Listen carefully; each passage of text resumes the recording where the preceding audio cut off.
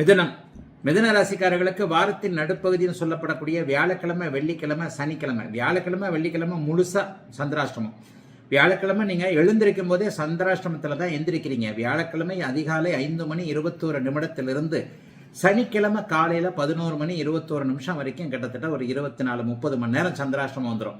ஆக வியாழக்கிழமையும் வெள்ளிக்கிழமையும் இந்த முறை சந்திராஷ்டமம் என்பது பௌர்ணமியை நோக்கி போய்கொண்டிருக்கின்ற ஒரு அமைப்பு தான். பெரிய அளவில் கஷ்ட நஷ்டங்கள் இருக்காது. ஆனாலும் மனசு கொஞ்சம் தெளிவில்லாமல் இருக்கும்.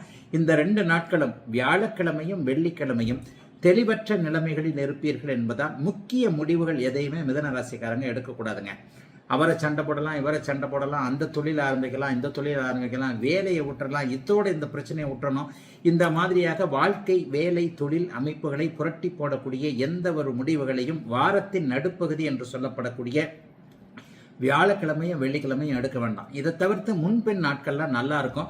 அதுலேயும் குறிப்பாக வார ஆரம்பத்தில் செவ்வாய்க்கிழமை, புதன்கிழமெல்லாம் சந்திரன் 7ஆம் இடத்துலேருந்து உட்காந்து ராசியை பார்க்கிறார்.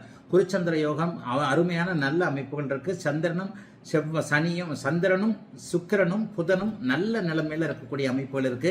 ஆகவே பெரிய கஷ்ட நஷ்டங்கள் வராதுங்க.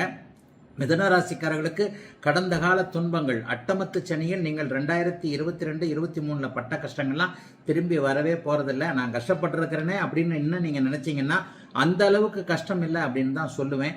பெரிய சோதனைகள் எதுவும் இருக்காது. தாய் தந்தை உறவுகள் நன்றாக இருக்கும். சிலருக்கு கொஞ்சம் நட்புகளால், உறவுகளால் கொஞ்சம் ஓரளவுக்கு கைதூக்கி விடக்கூடிய அமைப்புகள், அதன் மூலமாக சில நன்மைகள் இருக்கக்கூடிய தன்மைகளும் உண்டு. மிக உண்மையாக சொல்லப்போனால் கணவன் மனைவி உறவு இணக்கமாக இருக்கக்கூடிய சூழல். சிலருக்கு காதலன் காதலி உறவுகள் நன்றாக இருக்கக்கூடிய அமைப்பு.